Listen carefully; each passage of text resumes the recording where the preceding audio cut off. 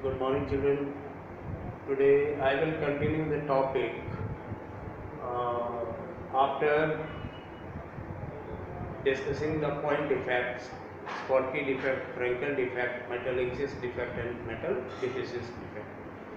Now I want to discuss properties of solids. The solids are usually hard, have definite shape and size, and are non-compressible, and their constituent particles do not diffuse easily. These are very common properties of solids, which you have already gone through.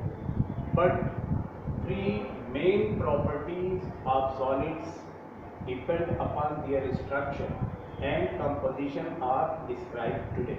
It is okay? And these three properties are very important for you regarding board examinations. Every year the questions are asked. Children, the first property for the decision is electrical property. The second is magnetic property. The third is dielectric property. It is okay? So I am going to discuss the electrical property in solids. Electrical properties in solids means conduction in solids. So at very first, on the basis of current conduction, solids are classified as conductor, insulator, and semiconductor. Means on the basis of current conduction, solids are classified into three types. The first type is conductor, the second one insulator, and the third semiconductor. It is okay. So we should discuss about the conductors at very first. You know, conductors, these are two types. Conductors, these are two types. Metallic conductor, so called electronic conductors. Metallic conductors are electronic conductors. It is okay. And the second one is electrolytic conductor. Means conductors are divided for convenience of study into two parts. The first one is a metallic or electronic conductor, and the second one is electrolytic conductor. Correct? So very first I do want to discuss here, children. You see metallic conductors. Children, you know the metals: copper, silver, gold, aluminium, iron.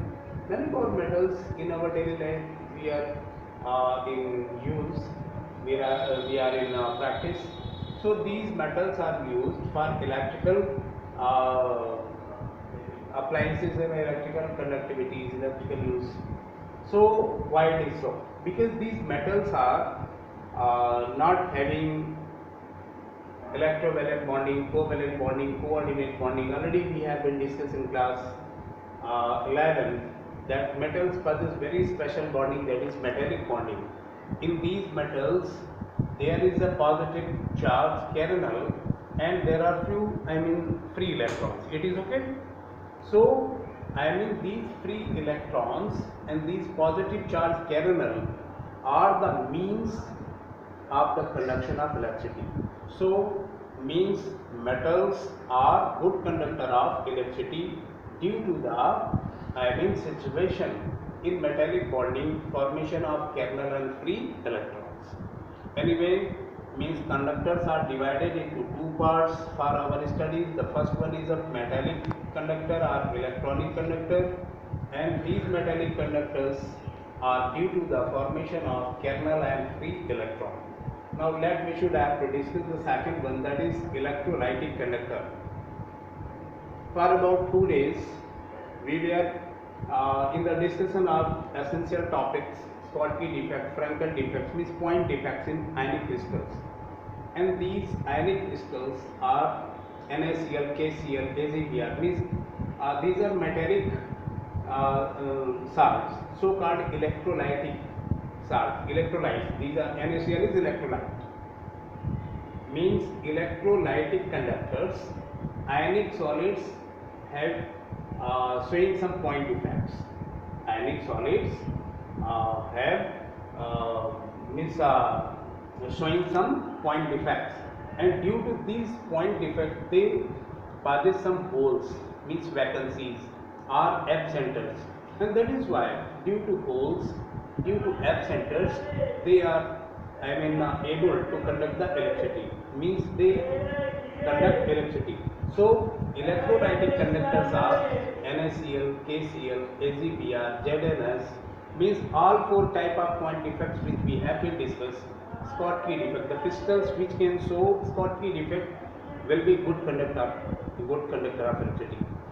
Likewise, the crystal electrolytic substance, that is a ionic crystal showing Frankel defect, metal excess defect, metal deficiency defect will show electrical conductivity.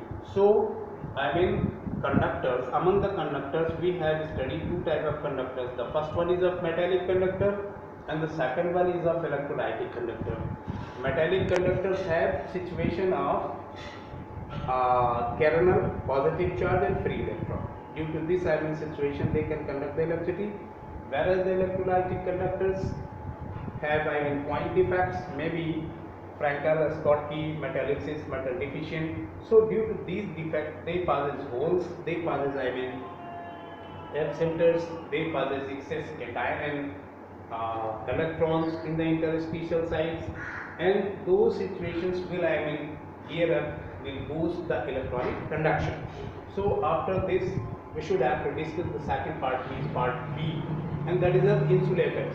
Children, you know, the solids almost do not allow the electric current to flow, means the solids almost do not flow the electric current. ठीक है ना? So consider to be the insulator. Mind one thing, they shows negligible conduction, means we cannot say that the conduction will be zero in that case. There may be the conduction in the range of 10 raised to power minus 12 ohm per centimeter. Means few of the common examples: rubber, wood, sulfur, phosphorus and plastics. These are the common substances which are considered to be the insulators. But we cannot say their electrical conduction is zero. Their electrical conduction is normally 10 raised to power minus 12, which is negligible. That is not zero. So ultimately today I have discussed among the three properties, two: conductors and insulators, and in the next topic I will sum up the semiconductor. After that, magnetic and dielectric properties of the solids, and then the chapter will be finished. We will start with the second chapter solution. Thank you. Have a nice day.